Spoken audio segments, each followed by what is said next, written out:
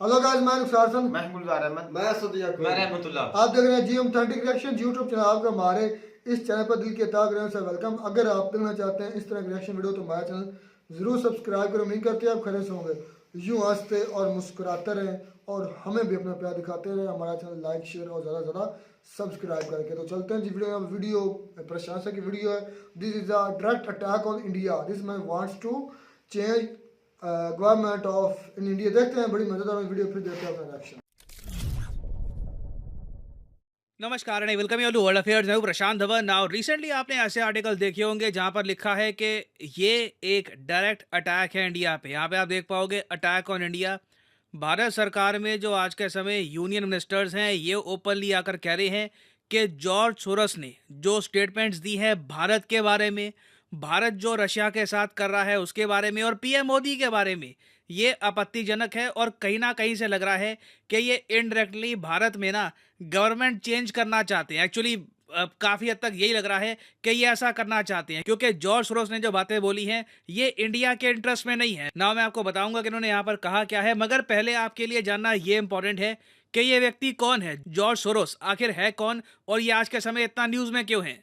ना ये आपके सामने फोटो है जॉर्ज सोरोस की। अगर आप सोच रहे हैं कि वाह ये काफ़ी एक एजेड व्यक्ति लगते हैं, तो हाँ बिल्कुल, इनकी आयु आज के समय है 92 की। He is a very old man, मगर आज भी ये बहुत हद तक एक्टिव हैं। मीडिया से इंटरेक्ट करते हैं, फाइनेंशियल निर्णय खुद लेते हैं। और इनके बारे में कभी बेसिक गूगल सर्च करोगे ना तो आपको ये लिखा हुआ मिलेगा कि ये एक हंगेरियन अमेरिकन इन्वेस्टर है। अब देखो यहाँ पे अगर लिखा हुआ है कि हंगेरियन अमेरिकन है तो इससे ये अज्यूम मत कर लेना कि यूरोप बेस्ड है। ये ज़्यादातर जो इनका काम होता है इन्वेस्टिंग से रिलेटेड, शॉर्ट सेलिंग से रिलेटेड, ये यूएस में ही होता है। हंगरी जो एक यूरोपियन देश है, यहाँ पे आप देख पाओगे ये देश है हंगरी। यहाँ पे बस इनका जन्म हुआ था, बाद में चले गए थे यूएसए में और यूएसए में ही मेन इन्होंने अपनी संपत्ति बनानी स्टार्ट करी। हालांकि मैं ये कहूँगा इन्होंने जब शुरुआत करी इनके पास बहुत सारा पैसा नहीं था, धीरे धीरे करके इन्होंने स्टॉक मार्केट से पैसा कमाया और एक टाइम पे आके ना इनके पास 40-50 बिलियन डॉलर के आसपास हो गए थे। अब वैसे आज के समय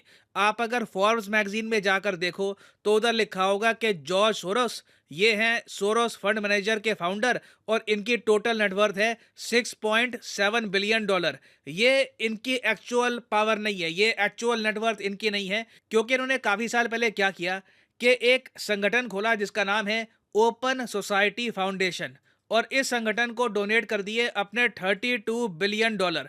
और इस संगठन को चलाते हैं जॉर्ज सोरोस ही हैं। तो आप कह लीजिए कि 32 बिलियन डॉलर जो उन्होंने डोनेट कर रखे हैं ये भी इनके कंट्रोल में ही है। टोटल आप कह सकते हैं कि 40-45 बिलियन डॉलर के ये ओनर हैं and he is a very powerful man. दुनिया भर में बहुत सारे मीडिया आउटलेट्स हैं, उनके साथ ओपन सोर्स फाउंडेशन मिलकर काम करता है। और देखो ओपन सोर्स फाउंडेशन का मेन मकसद क्या है?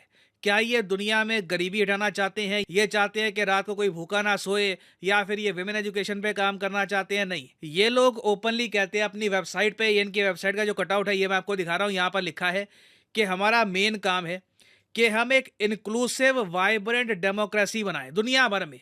हम चाहते हैं कि सरकारें ऐसी बने जो अपने लोगों के प्रति अकाउंटेबल हो। और अब प्रॉब्लम ये आती है कि ये डिसाइड कौन करेगा? किसी देश में कोई सरकार है, क्या वहाँ के जो लोग रहते हैं वो डिसाइड करेंगे कि वहाँ पर कैसी सरकार बनेगी, या फिर एक यूएस बेस्ड संगठन उनको बताएगा कि हमारे हिसाब से ऐसी सरकार आपके पास होनी चाहिए?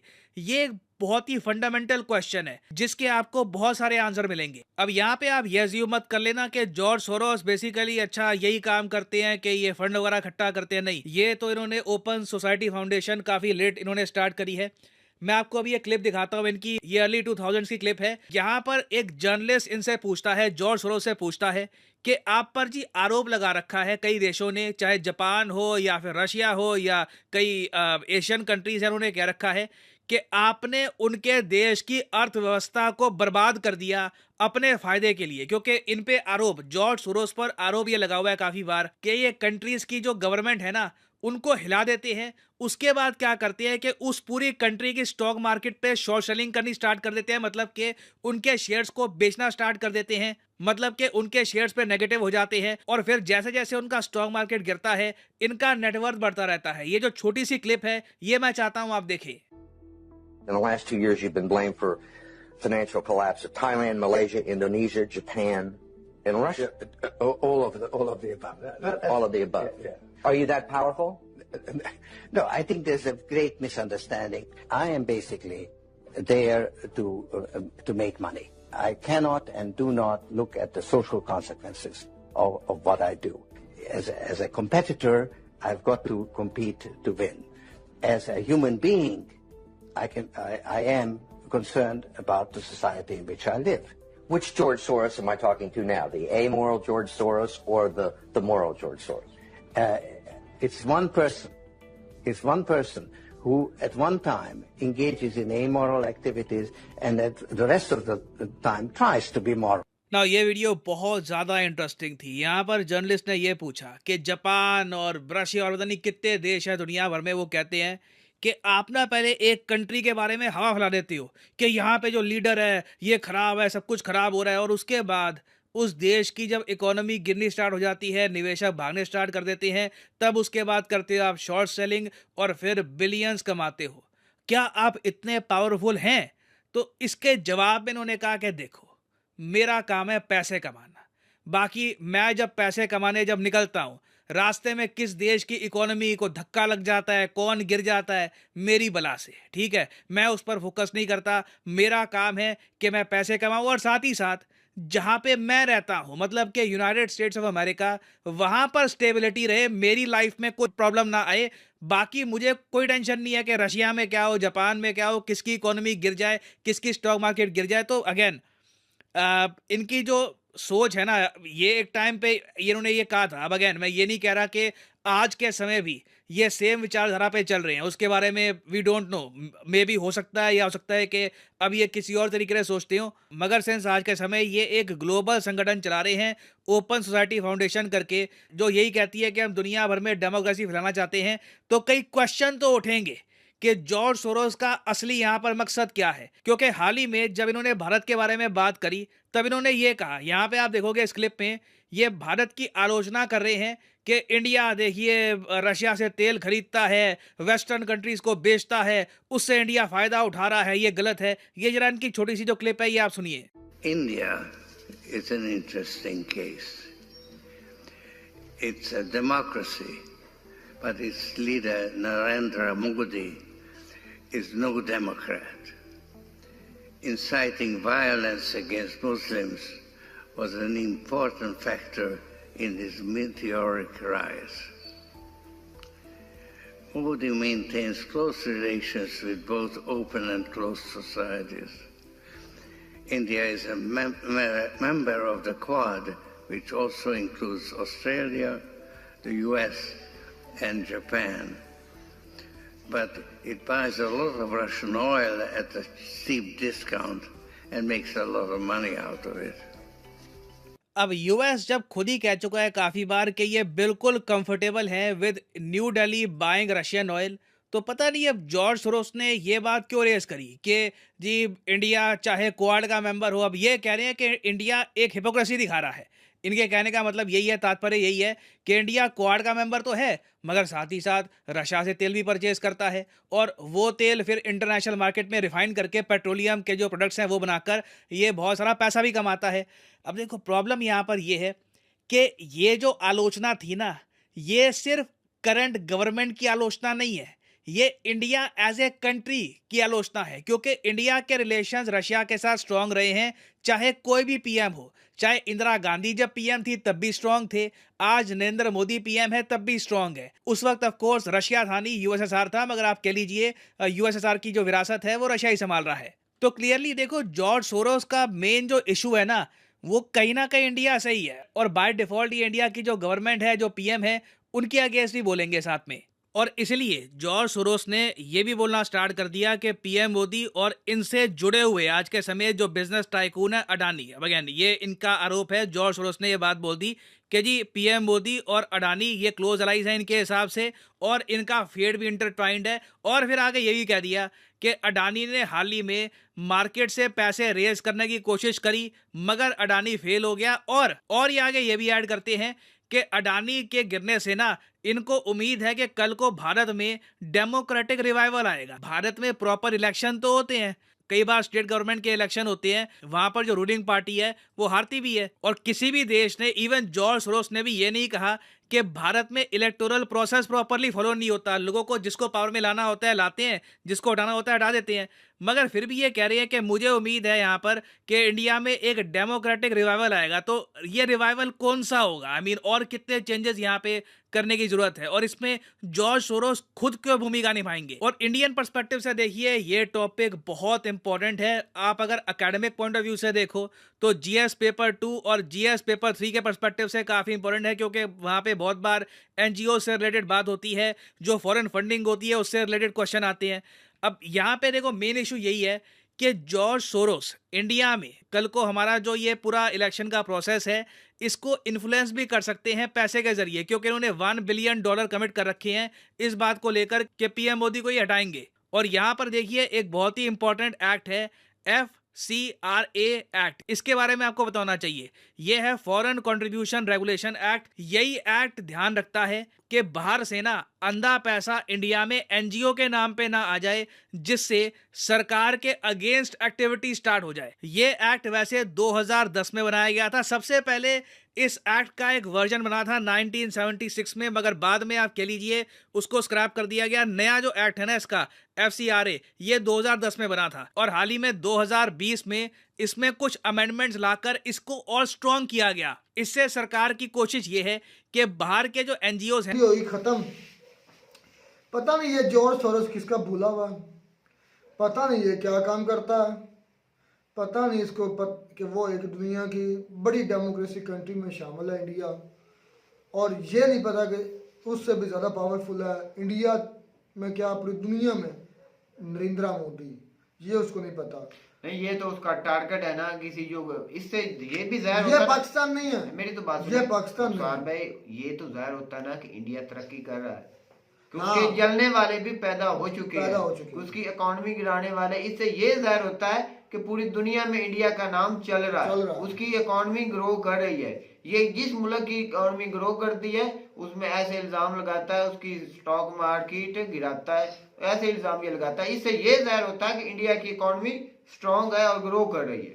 अच्छा, इधर एक बड़ा क्वेश्चन हमारे ज़हन में आ गया, ये जो एनजीओज हैं चाहे किसी भी मुल्क में चल रही हैं, इनको जो फॉरेन फंडिंग होती है, इसका मतलब है कि वो जो फंडिंग होती है वो ज़्यादातर मुखालफिन को दबदबा दिखाने के लिए और उनके खिलाफ इस्तेमाल होती है। इससे तो कुछ बातें यही आश्कार हो रही हैं, क्योंकि आम तौर पर तो कोई ऐसा, जिस तरह वो एक्ट बताया प्रशांत सर ने 2010 का, ये भी बड़ा ही घिनौना काम है। आप बाहर से पैसा ले रहे हैं और उस कंट्री की गवर्नमेंट को ये शो कर रहे हैं कि मैं ये अपने गरीबों, आपके मुल्क के गरीबों पर लगाऊंगा, लेकिन होता नहीं है। वो आपके गरीबों पर लगने के बजाय आपके ताकतवरों के अगेंस्ट इस्तेमाल होता है या उनके हक में इस्तेमाल होता है। ये बड़ा ही, और इसी तरह ही ज़्यादातर पैसे आते हैं बरूनी ममालिक से। अच्छा, ये उसका अल्फाज देखो कि मैं चाहे जितने ममालिक है उसकी इकोनॉमी बैठ जाए, उससे मुझे कोई फर्क नहीं है। मुझे तो खुद अपने प्रस्त बनता है, खुद यही है ना कि वो बात प्रशांत सर करते हैं कि जो ग्रो मुल्क करते हैं उसकी इकोनॉमी ऐसे बयान देते हैं तो वो ग्रो कर फ्लॉप कर जाती है, तो उसका काम चल जाता है। तो ये उसके बहुत, मुझे तो समझ में नहीं आई कि जो मुल्क बाढ़ में जाए मुझे उससे कोई गर्व नहीं है। मेरा यूएसए अच्छा होना चाहिए और मेरा कारोबार ग्रो करना चाहिए। इस पे लानत है इस आदमी पर जो हमाकत, और इससे बड़ी बेगैरती और क्या हो सकती है, जो बंदा सिर्फ अपने कंट्री और अपने कंट्री के लोगों सिर्फ अपने बारे में सोचे और दूसरी कंट्रियों को नीचा दिखाए और उसकी स्टॉक मार्केट गिराने की कोशिश करे। ये तो ये साबित होता है कि इस बंदे को इंसानियत से कोई गर्ज नहीं है। नहीं, ये इंडिया है, ये कोई और छोटा बहुत मुल्क नहीं है जिसको ये ब्लैकमेल कर लेगा। पाकिस्तान नहीं, जिसकी रातों रात इंडिया अमेरिका के कहने पर चल जाती है। ये इंडिया, ये मोदी है। क्या कहते हैं भाई, ऐसा तो क्या कर सकता है ये? इस तरह जॉर्ज सोरोस इंडिया में कोई इस तरह रजीम चेंज ऑपरेशन हो सकता है या कोई भी असर हो सकता है इनके स्टॉक मार्केट पर, या इनके स्टॉक मार्केट पर कोई असर हो सकता है इसके कहने का? देखो, उसके इल्जामात को जरा गौर से आपने नहीं सुना। जापान एक अच्छा खासा मुल्क है, रशिया इतना पावरफुल मुल्क रहा है मेरे भाई। मुझे बोले ना भाई, सुनिए, इतना पावरफुल मुल्क रहा है मेरे भाई, तो अगर वो वहां पर खराबी कर सकता है, जाहिर बात है गलत बंदे तो हर मुल्क में है ना, ये तो नहीं है कि 100% जो है वो सारी दुनिया में एक जैसे नहीं। अगर मैंने पहले भी वीडियो में बात की है कि इंडिया अभी नींद से उठा है और तरक्की करने लग पड़ा है, तरक्की कर रहा है। अगर इस तरह के गिद्ध उस पर आंखें लगाए बैठे हैं ना, तो मेरे भाई बड़ी परेशानी की बात है। ये बात समझने की है, ना कि इस पर ऑल फॉल बात करने की। इसमें आप और चेंजिंग लाए अपने कानून में, और सख्ती करें अपने मुल्क में। अच्छा, एक उसमें बात की कि रशिया से ऑयल खरीद रहा है इंडिया और यूरोप को बेच रहा है, और आपका यूरोप खुद कह रहा है और आपके जो अलाई है यूएस से वो खुद कह रहा है कि हमें कोई टेंशन नहीं है। तो इसको ये भौंकने की क्या जरूरत है? इसमें भाई तो यही जाहिर होता है ना कि वो इंडिया कितना मजबूत है कि उसको कोई टेंशन नहीं है रशिया से ऑयल खरीदे या और किसी से मेरी खरीदे। बात सुन यार, मेरी बात सुन। ये बंदे दोहरे मेयार के हैं, ये यूरोपियंस जो है ना, यही तो इनकी खासियत है। बिलफर्ज दो बंदे हैं ना, वो कहते हैं कि वेरी गुड यार, आप बहुत अच्छा काम करें, तो 100 नीचे से उसको खदेड़ने में लगे होंगे मेरे भाई। ये इनकी बहुत पुरानी आदत है मेरे भाई। तभी तो ये कश्मीर का मसला इतना बड़ा तो नहीं है। आपको क्या लगता है कि ये दुनिया में इतना बड़ा मसला है कि हल नहीं हो सकता? इस बार को जरा गौर से देखें। और मैं फिर भी कहूँगा, हिंदुस्तान के लोगों से कहूँगा कि अपने आप को संभाले रखना, और ऐसे लोगों से चालाकी से, होशियारी से उनकी भाई अकल के ठिकाने जो मोदी साहब की कद है ना इंडिया की अवाम के नजरों में, वो भाई किसी लीडर का नहीं है, और कभी भी ऐसा रजीम चेंज या उसकी हुकूमत कोई भी मुल्क नहीं गिरा सकता जब तक इंडिया की अवाम उसका साथ छोड़ेंगी। उसके बाद रजीम चेंज हो सकता है, वरना मोदी साहब और वो छोड़ नहीं रहा है, वो छोड़ नहीं रहा है। आने वाले 10-20 साल तक भी वो आए दिन बढ़ ही रहा है, उसकी पॉपुलैरिटी बढ़ रही है। बल्कि जब तक मोदी साहब की उम्र है तब तक तो मेरे ख्याल में ये नहीं हो सकता। इन इंसान की कोई कदर नहीं है, कोई अल्फाज की मैं कहता हूँ कत नहीं है कि वो मोदी तो साहब ये इंडिया है भाई, ये पाकिस्तान नहीं है। ये आंखें खोल कर संभाल के कदम, या इस तरह का बयान ना देख लें। बयान अभी आया तो पहले ही वो चौंकन्ना हो गए, और इनके खिलाफ एक मतलब मुहिम होगी, मैं ये समझता हूँ इस पर वो काम करेंगे काम भी होगा, इंटरनली भी होगा, एक्सटर्नली भी होगा, हल आ सके। ये पाकिस्तान नहीं है, ये आए दिन भी है, मुझे इंडिया से माफी ना मांगता। तो उम्मीद करते हैं आपको हमारी वीडियो अच्छी लगी होगी। वीडियो अच्छी लगी हो तो हमारे चैनल जरूर सब्सक्राइब करें। मिलते हैं वीडियो में नाट आपके साथ, तब तक दीजिए इजाजत। अल्लाह।